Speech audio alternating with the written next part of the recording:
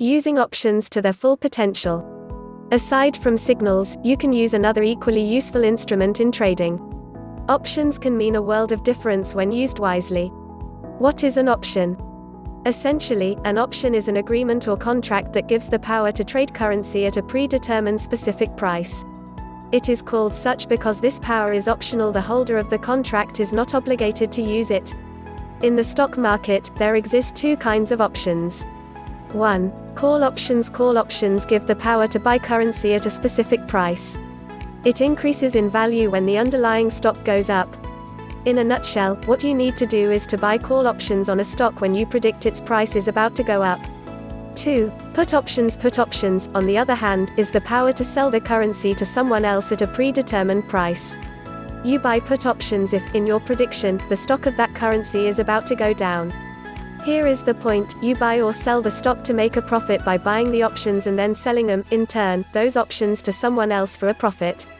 At the end of the contract, the value of those options will be what is indicated in that contract. Other than that, anytime the value of that option is the value in the current market, where the holder has deemed that he would be making a profit. He has foreseen that his call options would go up and/or his put options will go down. It may seem complicated at first, but it will all make sense once you get the principle. Remember that call options go up and put options go down. Now add the concept of leveraging to the idea of options and the possibilities of profit would be staggering. Leveraging is the chance to borrow your broker's assets to trade for currency. So in effect, if you can buy put options at the right time, and sell them at the right time, your profits would greater.